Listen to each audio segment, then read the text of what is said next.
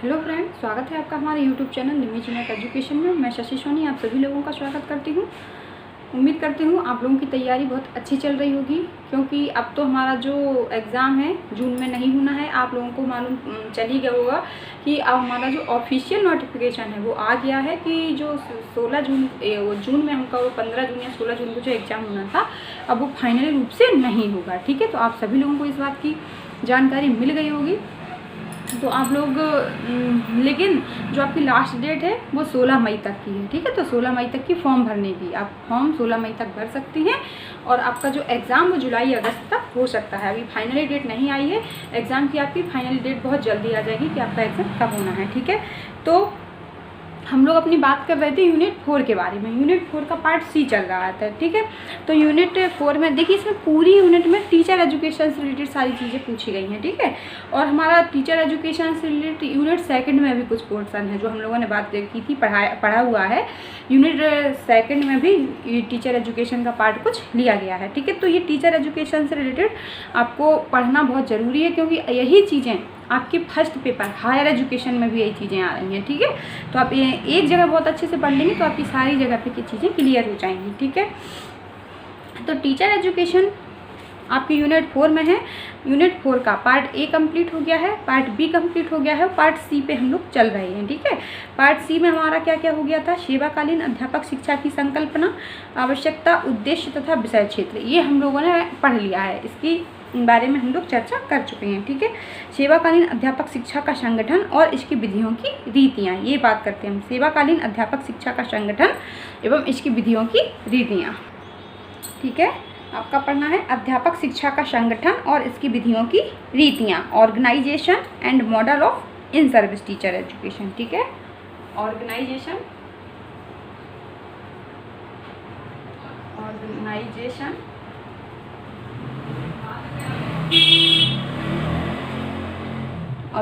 And model of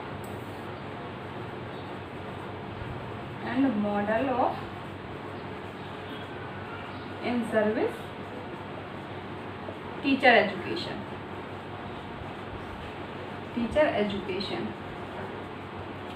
ठीक है, बहुत से लोग बोल रहे हैं मैम इंग्लिश में लिखिए। ठीक है, तो मैं इंग्लिश में और हिंदी दोनों में लिख दूंगी। तो यहाँ पे हम हिंदी में इसको बोलेंगे सेवाकालीन अध्यापक शिक्षा का संगठन और इसकी विधियों की रीतियाँ। ठीक है, सेवाकालीन अध्यापक शिक्षा का संगठन एवं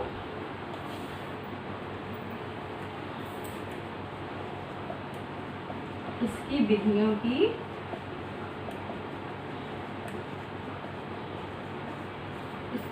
की रीतियाँ। ठीक है, तो ये आपके सिलेबस में लिखा हुआ है। ठीक है, हिंदी में लिखा हुआ है सेवाकालीन अध्यापक शिक्षा का संगठन एवं इसकी विधियों की रीतियाँ, और इंग्लिश में लिखा हुआ है organization and model of in service teacher education. ठीक है, तो ये आपके सिलेबस में लिखा हुआ है, आप लोग खुद देखिए। ठीक है, सिलेबस में किस तरीके से लिखा हुआ है। अब इसका संगठन का क्या मतलब है?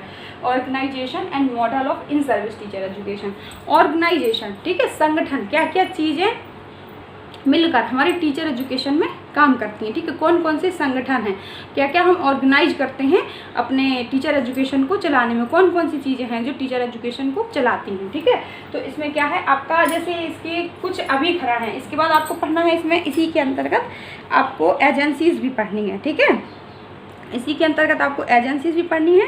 Agencies and institution of in service teacher education at district, state and national level पर, ये आपको डिस्ट्रिक्ट लेवल पर पढ़ना है, नेशनल लेवल पर पढ़ना है एवं स्टेट लेवल पर पढ़ना है।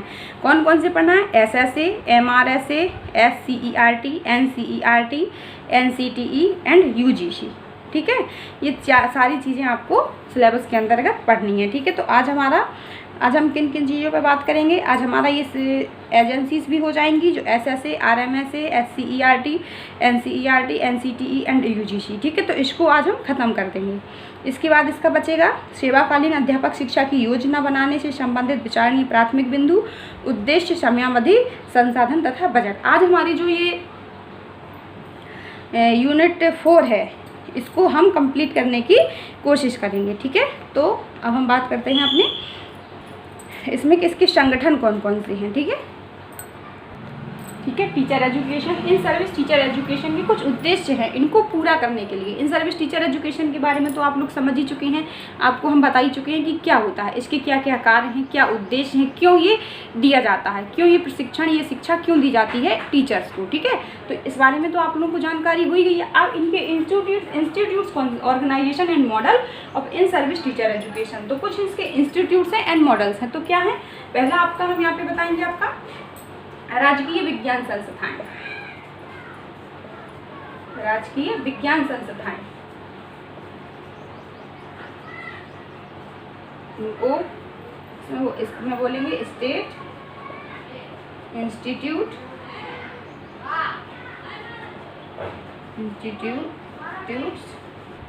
Of science education, science education. ठीक है, जो आपका ये पहला है राजकीय विज्ञान संस्थाएं, ये आपका किसके लिए, अध्यापक शिक्षा, इन सर्विस टीचर एजुकेशन के लिए बनाया गया state institute of science education. ठीक है, राजकीय विज्ञान संस्थाएं, इनका मुख्य रूप से क्या काम था, इनका मुख्य रूप से काम था कि टीचर एजुकेशन के लिए, ठीक है, टीचर एजुकेशन के लिए इन्होंने अध्यापकों के लिए कार्यशालाओं एवं कार्यगोष्ठियों तथा पाठ्यक्रमों की व्यवस्था करना। टीचरों के लिए क्या, कार्यशाला, गोष्ठियाँ एवं पाठ्यक्रम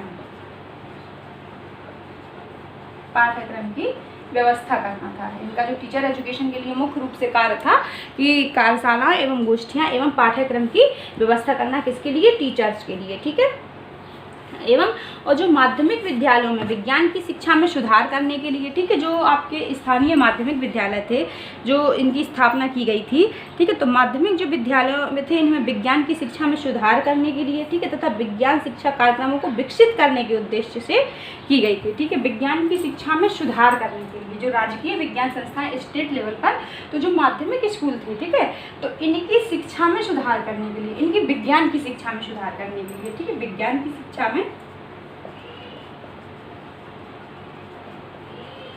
शिक्षा में सुधार करने के लिए एवं विज्ञान की शिक्षा विकसित करने के लिए, ठीक है, विकसित करने के लिए, विकास करने के लिए इनकी स्थापना की गई थी। और टीचर एजुकेशन के लिए कार्यशाला, गोष्ठियाँ एवं आपके जो पाठ्यक्रम की व्यवस्था थी, इनका प्रबंधन, इनका प्रबंध करते थे, इनकी व्यवस्था करते थे टीचर्स के लिए। ठीक है, कि टीचर्स इनसे क्या कर सकें, ये कार्यशाला में भाग लेके, गोष्ठियों में भाग लेके अपने विज्ञान, ठीक है, अपने विज्ञान के ज्ञान को बढ़ा सकें एवं विज्ञान की नॉलेज को प्राप्त कर सकें, जो उनको ये सब्जेक्ट दिया जाता था, क्योंकि उनको स्टूडेंट्स को ये चीज़ें सिखानी होती थी। ठीक है, तो ये चीज़ आपको समझ में आ गई।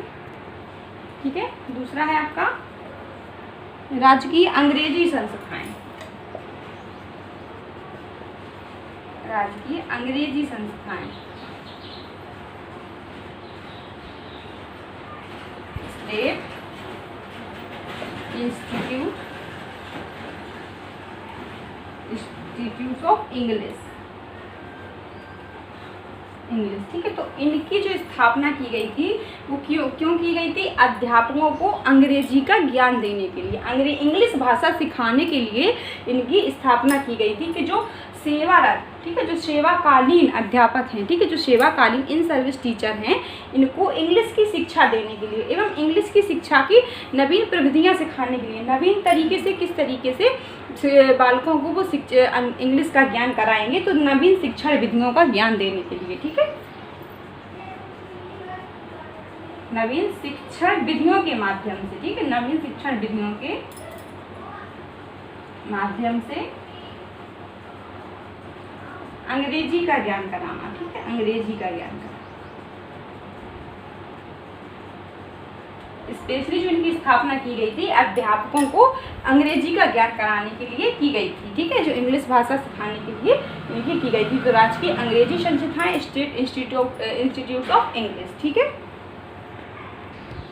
ठीक है, तीसरा है आपका शिक्षा की राज्य संस्थाएं। शिक्षा की राज्य संस्थाएं, इनको इंग्लिश में बोलते हैं state institute institutes of education. ठीक है, तो इनका क्या काम था, ये क्यों, इनकी स्थापना क्यों की गई थी?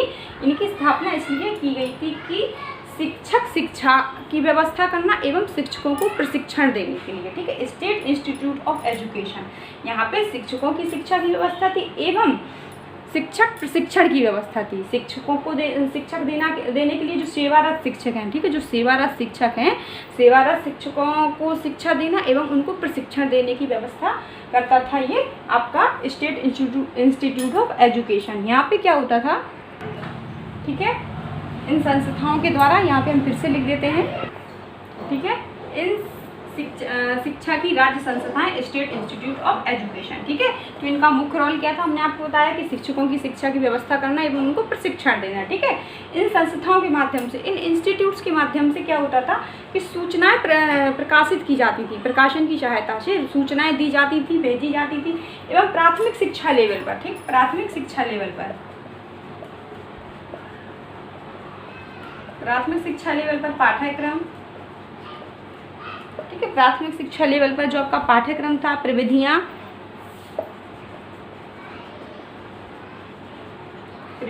आदि पर शोध कार्य का आयोजन किया जाता था। ठीक है, आदि पर शोध कार्य आयोजन किया जाता है।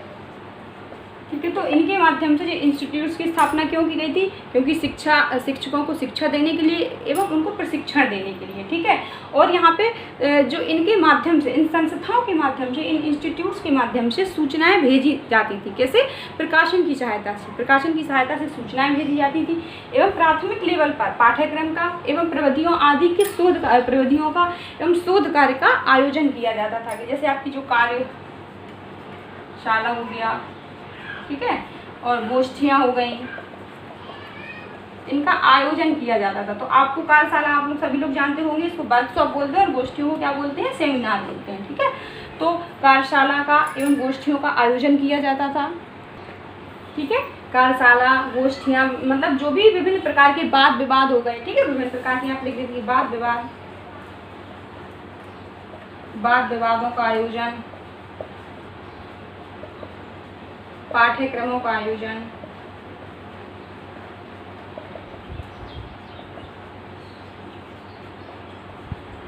ठीक है, किया जाता था। इसके अंतर्गत क्या? कार्यशाला का आयोजन किया जाता था, गोष्ठियाँ, ठीक है, वाद विवादों का आयोजन किया जाता था एवं पाठ्यक्रमों का आयोजन किया जाता था। इसके माध्यम से हमको सूचनाएं दी जाती थी प्रकाशन की सहायता से एवं जो शिक्षकों की शिक्षा के लिए उनको प्रशिक्षण देने के लिए इनकी स्थापना की गई थी। ठीक है, और इसमें हम क्या रख सकते हैं, जो राज्य अध्यापक शिक्षा परिषद है, ठीक है, राज्य अध्यापक शिक्षा परिषद,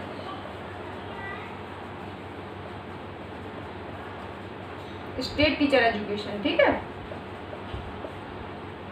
ठीक है, जो स्टेट टीचर एजुकेशन इंस्टीट्यूट है एवं राज्य शैक्षिक अनुसंधान एवं अध्यापक शिक्षा परिषद, राज्य शैक्षिक, ये सारे स्टेट लेवल पर हैं। ठीक है, आपकी राज्य शैक्षिक अनुसंधान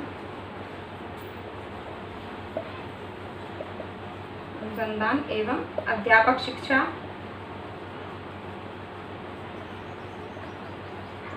अध्यापक शिक्षा परिषद तथा राज्य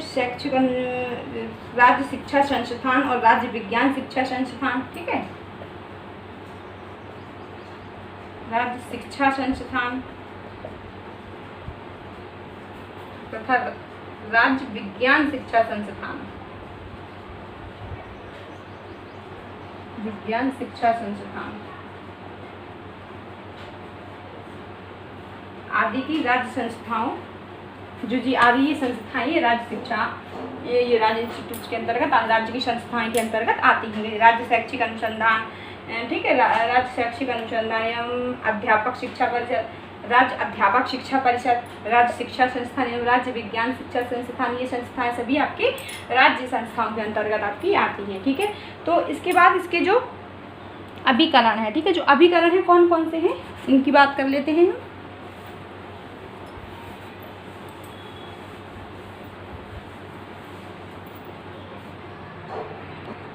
ठीक है, कुछ इसके उपकरण है, ये तो अभी हमने आपको बताया। इंस्टीट्यूट जो अभिकरण है, ये जैसे पहला आपका क्षेत्रीय शिक्षा संस्थान अजमेर, क्षेत्रीय शिक्षा संस्थान भुवनेश्वर, क्षेत्रीय शिक्षा संस्थान भोपाल तथा क्षेत्रीय शिक्षा संस्थान मैसूर। तो ये सारी चीज़ें आपको याद करने वाली चीज़ें हैं जो ये सेवारत शिक्षा इन सर्विस टीचर एजुकेशन के लिए ये काम करते हैं। ठीक है, तो आपको हम एक चीज़ और बता दें कि हम यहाँ पे आपको जो समझा रहे हैं वो तो प्लस आपको पढ़ना ही पढ़ना है, लेकिन इन चीज़ों को आपको एक बार या तो गूगल पे सर्च करना है या आपके पास जो भी नोट्स हो, जो भी कोई बुक हो, उससे आपको पढ़ना है। क्योंकि आप लोग जानते होंगे जब हम इतना पढ़ते हैं तब हमको इतना याद होता है, जब हम इतना ही पढ़ेंगे तो हमको इतना ही याद होगा। क्योंकि हम आपको यहाँ पे क्या मेन टॉपिक ले रहे हैं, पूरी किताब तो यहाँ पे हम पढ़ा नहीं सकते। जैसे कोई पेज आपका कोई लेसन 10 पेज का है तो यहाँ पे हम आपको 1-1.5 पेज में डिसाइड कर देते हैं, क्योंकि इंपॉर्टेंट चीज़ें सारी बता देते हैं। लेकिन यदि आप 1-1.5 चीज़ ही पढ़ेंगे, उतना सा ही पढ़ेंगे, तो आपको इंपॉर्टेंट चीज़ तो हम यहाँ पे आपको पढ़ा देंगे, उतना याद नहीं रहेगा। हमारे माइंड की एक सीरीज होती है, एक सीक्वेंस होता है कि हम जब इतना सारा पढ़ते हैं तब हमको थोड़ा बहुत याद रहता है। भूलने वाला हमारा माइंड होता है, हमारा माइंड चीज़ों को भूलता बहुत जल्दी है। तो आप लोगों को इसलिए एक बार जब आप यहाँ पे इन चीज़ों को समझ लें तो एक बार उसकी डिटेल उठा के ज़रूर पढ़िए, तो वो चीज़ें आपकी क्लियर हो जाएंगी और अच्छे से आपको आ जाएंगी। ठीक है, तो केवल इतने पे डिपेंड नहीं रहिए, यहाँ पे मैं सारी चीज़ें आपको इंपॉर्टेंट जो आपका होना चाहिए मुख्य यहाँ पे पढ़ा रही हूँ, लेकिन एक बार आप उसका डिटेल जरूर पढ़ते जाइए। ठीक है, तो जो आपके अभिकरण है ये है क्षेत्रीय शिक्षा संस्थान अजमेर। तो जो इसकी संस्थान की स्थापना भारत के उत्तरी राज्यों जम्मू कश्मीर, पंजाब, हरियाणा, उत्तर प्रदेश, उत्तराखंड, हिमाचल प्रदेश, चंडीगढ़, दिल्ली, राजस्थान में शिक्षा संबंधी आवश्यकताओं को पूरा करने के लिए की गई थी। किसकी? अजमेर की। ठीक है, क्योंकि ये चीज़ें आपको याद करने वाली चीज़ें यहाँ पे मैं आपको पढ़ा रही हूँ, एक ओवरव्यू अच्छे से दे रही हूँ, क्योंकि और बाकी आप अपना थोड़ा से बुक से पढ़िए यहाँ, लेकिन ये चीज़ें याद करने वाली हैं। यहाँ पे मैं इसको कुछ बना के नहीं कर सकती, कुछ अलग से नहीं कर सकती। जो आपकी किताब में लिखा हुआ है वही आपको यहाँ पे पढ़ना पड़ेगा, चाहे 10 जगह पढ़ लें आपको यही चीज़ मिलेगी। ठीक है, यही चीज़ लिखी हुई मिलेगी। तो क्षेत्रीय शिक्षा संस्थान अजमेर, इसका आपको समझ में आ गया कि जो इसकी स्थापना की गई थी भारत के उत्तरी राज्यों जम्मू कश्मीर, पंजाब, हरियाणा, उत्तर प्रदेश, उत्तराखंड, हिमाचल प्रदेश, चंडीगढ़, दिल्ली तथा राजस्थान में शिक्षा संबंधी आवश्यकताओं को पूरा करने के लिए की गई थी। तो ये अभिकरण है इसके। ठीक है, इसके बाद क्षेत्रीय शिक्षा संस्थान भुवनेश्वर, इसकी स्थापना भारत के पूर्वी राज्यों बिहार, उड़ीसा, पश्चिम बंगाल, असम तथा मणिपुर और त्रिपुरा में शिक्षा संबंधी आवश्यकताओं को पूरा करने के लिए की गई थी। ये अलग अलग राज्यों में। ठीक है, जो अजमेर की गई थी ये भारत के उत्तरी राज्यों के लिए की गई थी, और जो भुवनेश्वर की गई थी ये भारत के पूर्वी राज्यों के लिए की गई थी। ठीक है, शिक्षा संबंधी आवश्यकताओं को पूरा करने के लिए। भोपाल आता है। ठीक है, तो ये क्षेत्रीय शिक्षा संस्थान भोपाल, इस संस्थान की स्थापना भारत के पश्चिमी राज्यों महाराष्ट्र, मध्य प्रदेश, गुजरात आदि में शिक्षा संबंधी राज्यों को आवश्यकताओं को पूरा करने के लिए की गई थी। ठीक है, तो आप ये कहीं से भी पढ़ सकते हैं, इनको मैं नाम नहीं लिख रही हूँ यहाँ पे कि इसके आपके बता दे रही हूँ, यदि आप लिखना चाहें तो आप लोग लिख सकते हैं। भोपाल की जो भोपाल की स्थापना की गई थी, इस संस्थान की जो स्थापना की गई थी महाराष्ट्र के लिए, मध्य प्रदेश एवं गुजरात में शिक्षा संबंधी आवश्यकताओं को पूरा करने के लिए की गई थी। एवं जो मैसूर है क्षेत्रीय शिक्षा संस्थान मैसूर, इस संस्थान की स्थापना भारत के दक्षिणी राज्यों, ठीक है, जो भोपाल की गई थी भारत के पश्चिमी राज्यों, और जो इसकी मैसूर की गई थी ये भारत के दक्षिणी राज्यों आंध्र प्रदेश, कर्नाटक, तमिलनाडु और केरल में शिक्षा संबंधी आवश्यकताओं को पूरा करने के लिए की गई थी। ये अभिकरण है आपके टीचर एजुकेशन के लिए कि इनकी शिक्षा संबंधी आवश्यकताओं को पूरा करने के लिए इन संस्थाओं की स्थापना की गई थी। ठीक है, अब हम बात करते हैं सेवाकालीन अध्यापक शिक्षा की विभिन्न रीतियाँ। वो क्या हैं? जो आपके सिलेबस में लिखा हुआ है, सेवाकालीन अध्यापक शिक्षा की विभिन्न रीतियाँ।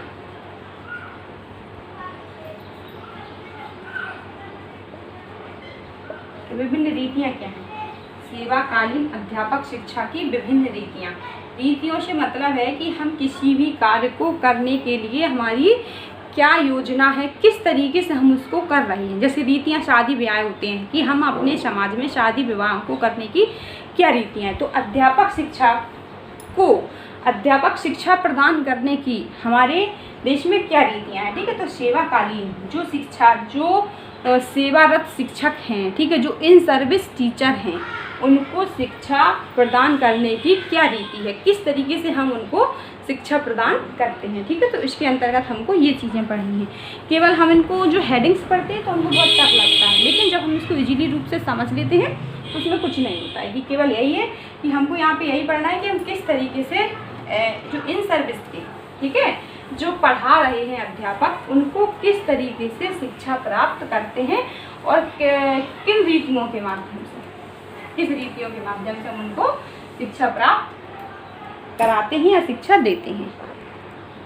ठीक है, सेवाकालीन अध्यापक शिक्षा की विभिन्न रीतियाँ। ठीक है, तो ये तो आपको पता ही है कि ये सेवाकालीन अध्यापक शिक्षा इन सर्विस टीचर एजुकेशन क्यों दिया जाता है। ठीक है, मतलब कि विभिन्न क्षेत्रों में हमारे समाज में परिवर्तन हो रहे हैं। ठीक है, इनको देखते हुए इनकी शिक्षण व्यवस्था में सुधार करने के लिए और इनसे जो समस्याएं हमारे सामने आ रही हैं, जो परिवर्तन हो रहे हैं, इनसे टीचर्स को अवगत कराने के लिए उनको प्रशिक्षण दिया जाता है, उनको शिक्षा दी जाती है, जिससे वो अपने गुणों में, व्यवहारों में परिवर्तन कर सकें। ठीक है, जिससे यदि आपके रविन्द्रनाथ टैगोर जी ने कहा भी है कि एक दीपक तभी दूसरे दीपक को प्रज्वलित कर सकता है जब वो स्वयं जल रहा हो। एक दीपक दूसरे दीपक को तभी जला सकता है जब वो स्वयं जल रहा हो। ठीक है, तो इसके लिए ये टीचर को यही कहते हैं कि एक टीचर तभी पढ़ा सकता है जब वो स्वयं पढ़ रहा हो, वो स्वयं गतिशील हो। तो ये इसीलिए कहते हैं कि टीचर्स को गतिशील रहना चाहिए, क्योंकि हमारी समाज में हमारी आवश्यकताएं परिवर्तन होते रहते हैं। ठीक है, तो शिक्षा व्यवस्था में परिवर्तन होते रहते हैं, तो नई नई चीज़ों से टीचर्स को अवगत कराने के लिए और उनको व्यवहारों में परिवर्तन करने के लिए, उनकी कुशलताओं में परिवर्तन करने के लिए उनको ये शिक्षा एवं प्रशिक्षण दिया जाता है। ठीक है, तो जो इसकी रीति है, पहले क्या था, जो पहले इसमें है आपका अध्यापकों के लिए पत्राचार पाठ्यक्रम।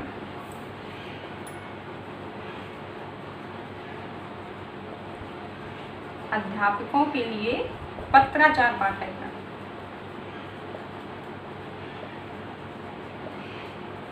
अध्यापकों के लिए पत्राचार पाठ्यक्रम मतलब कि पत्राचार के द्वारा दूरस्थ एजुकेशन। ठीक है, पत्राचार पाठ्यक्रम के द्वारा पहले टीचर एजुकेशन दी जाती थी। ठीक है, तो इन्होंने कहा कि जो इसका संस्थान है, ठीक है, इसका जो संस्थान है वो दिल्ली में है। ठीक है, कहाँ पे है, दिल्ली में है।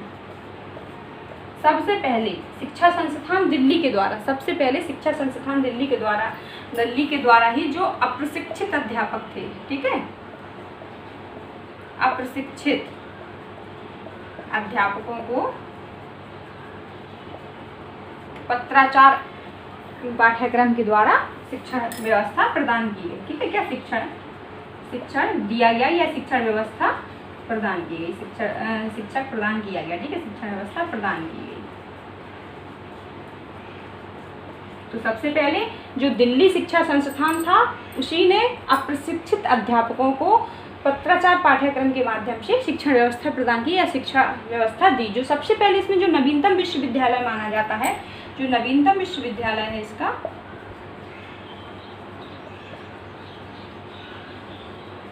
ठीक है, नवीनतम विश्वविद्यालय शायद हिमाचल में है। ठीक है, इसका जो सबसे नवीनतम विश्वविद्यालय हिमाचल प्रदेश का है। ठीक है, हिमाचल प्रदेश का। तो ये चीज़ें आपको देखो याद ही करनी पड़ेगी। ठीक है, हिमाचल प्रदेश में है।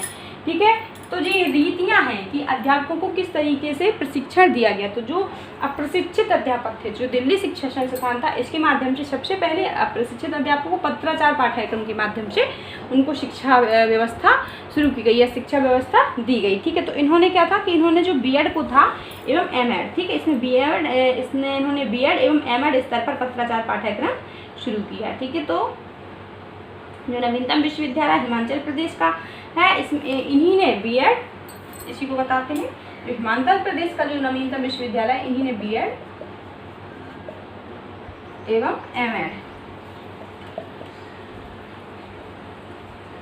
एमएड को पत्राचार पाठ्यक्रम के माध्यम से शिक्षा प्रदान की। ठीक है, ठीक है, बीएड एवं एमएड पत्राचार पाठ्यक्रम शिक्षण शुरू किया। ठीक है, तो ये आ गया आपका पत्राचार पाठ्यक्रम। पत्राचार पाठ्यक्रम का संचालन किया,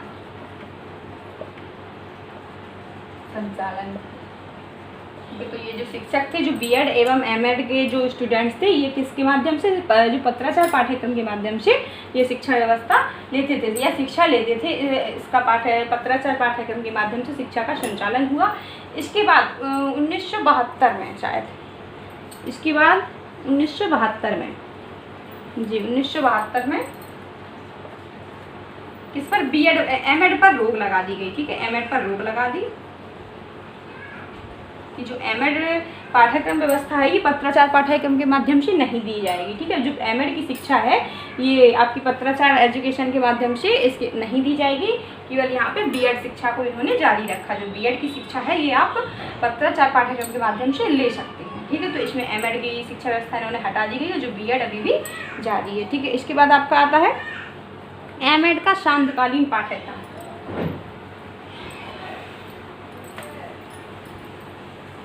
मतलब इस तरीके से शिक्षा व्यवस्था आपको इसके अंतर्गत दी जाती थी। ठीक है, एमएड का शांतकालीन पाठ्यक्रम।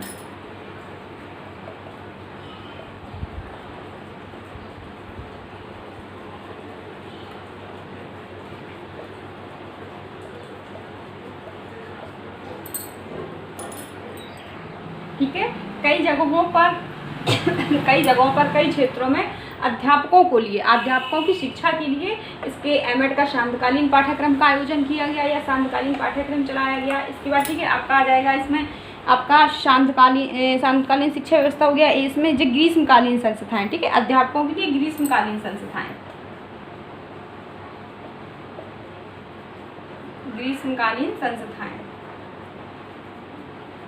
इसमें क्या होता था कि जो गर्मी के समय में, ठीक है, गर्मी के समय में जो टीचर होते थे इनको प्रशिक्षण दिया जाता था। ये ग्रीष्म अवकाश के समय में तो इनको यहाँ पे स्पेशली विज्ञान की शिक्षा दी जाती थी। तो ये ज़्यादा से ज़्यादा जो टीचर होते थे अपना समय यहाँ पे दे लेते थे, क्योंकि अवकाश रहता था, इनको अपनी जॉब नहीं करनी होती थी, तो इनको यहाँ पे प्रशिक्षण दिया जाता था। तो ग्रीष्मकालीन संस्थाएँ की व्यवस्था किसके, यूजीसी ने की। ठीक है, यूजीसी की सहायता के द्वारा यहाँ पे जो अध्यापकों के लिए ग्रीष्मकालीन संस्थाओं का आयोजन किया गया। यहाँ पे क्या था कि जो अध्यापक थे जो जॉब कर रहे होते थे तो यहाँ पे उनको स्कूल में पढ़ाने नहीं जाना होता था, क्योंकि इनकी छुट्टियाँ चल रही होती थी ग्रीष्मकालीन अवकाश के समय में। इसीलिए इन्होंने कहा है कि अवकाश के टाइम में, ये छुट्टियों के टाइम में यहाँ पे इनके प्रशिक्षण की व्यवस्था की जाती थी। और ये ज़्यादा से ज़्यादा जो इनका प्रशिक्षण 6 सप्ताह तक चलता था। कितने, 6 सप्ताह तक चलता था। ठीक है, 6 सप्ताह तक चलता था। और यहाँ पे स्पेशली इनको विज्ञान विषयों का ज्ञान दिया जाता था, और जिन विषयों में इनकी जिस विषयों की जानकारी लेना, ठीक है, तो इनको और वो जिस विषयों में जानकारी लेना चाहे नए नए विषयों का यहाँ पे इनको ज्ञान दिया जाता था। ठीक है, नए नए विषयों का ज्ञान दिया जाता था, स्पेशली विज्ञान का ज्ञान दिया जाता था। ठीक है, स्पेशली विज्ञान का ज्ञान दिया जाता था। तो ये समझ में आ गई। इसके बाद आपका गोष्ठियाँ, ठीक है, गोष्ठियाँ, सेमिनार, ठीक है, इनका आयोजन भी किसके लिए किया जाता था, आपका टीचर एजुकेशन के लिए। ठीक है, जो इन सर्विस में जो टीचर काम कर रहे हैं वो इनमें भाग लेते थे। ठीक है, जो टीचर होते थे इनमें भाग लेते थे। इनका भी जो कार्यक्रम था वो 1 सप्ताह से 6 सप्ताह था, 6 सप्ताह तक चलता था। और जो टीचर होते थे वो इस कार्यक्रम में भाग लेते थे, जो ये सेमिनार, ठीक है, इनको गोष्ठियाँ या सेमिनार बोलते हैं। तो यहाँ पे इनको यहाँ से इनके जो प्रशिक्षण में महत्वपूर्ण इनको सहायता मिलती थी। यहाँ पे इनको नई नई चीज़ें करके दिखाई जाती थी या सिखाई जाती थी। सेमिनार होते थे, ठीक है, गोष्ठियाँ होती थी, बड़े बड़े प्रवक्ता होते थे, वो अब डिस्कशन होता था यहाँ पे। ठीक है, विचार विमर्श होता था, अपने अपने तर्क प्रस्तुत करते थे। तो यहाँ से क्या होता था कि 1 सप्ताह से 6 सप्ताह तक ये प्रक्रिया चलती थी। आप लोगों ने पढ़ा भी होगा कि गोष्ठियाँ क्या होती हैं, वर्कशॉप क्या होती हैं, सेमिनार क्या होती हैं। ठीक है, यहाँ पे अपने अपने विषयों पे इनको और ज़्यादा प्रशिक्षण, तो इससे इनके क्या होता था कि ज्ञान में वृद्धि होती थी, इनकी नॉलेज में वृद्धि होती थी। ठीक है, उसके बाद आपका आया रिफ्रेशर कोर्स।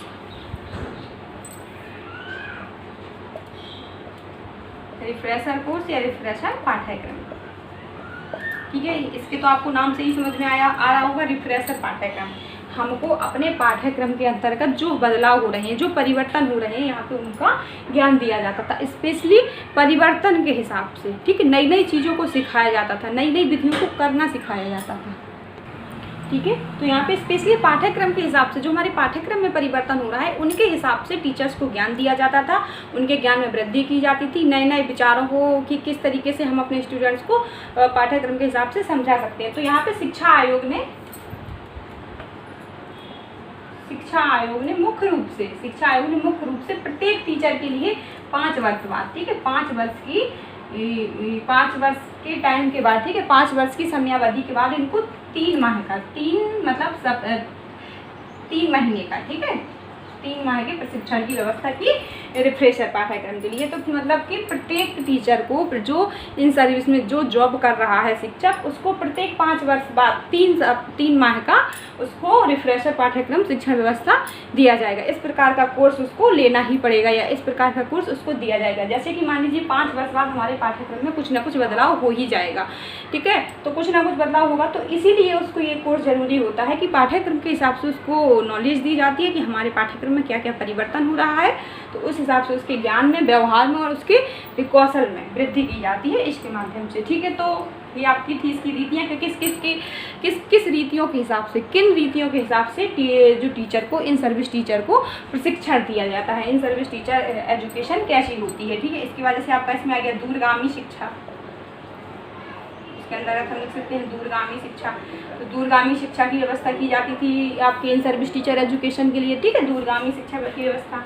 तो ये सभी आपकी रीतियाँ हो गई, ठीक है। इसके बाद आपका सिलेबस के अकॉर्डिंग आता है जिला, राज्य और राष्ट्रीय स्तर पर सेवाकालीन अध्यापक शिक्षा की एजेंसियां और संस्थान, ठीक है। आपके सिलेबस में जो दिया हुआ है जिला, राज्य और राष्ट्रीय स्तर पर सेवाकालीन शिक्षा एजेंसियां एवं संस्थान, तो ये चर्चा करेंगे हम आपके अगले टॉपिक।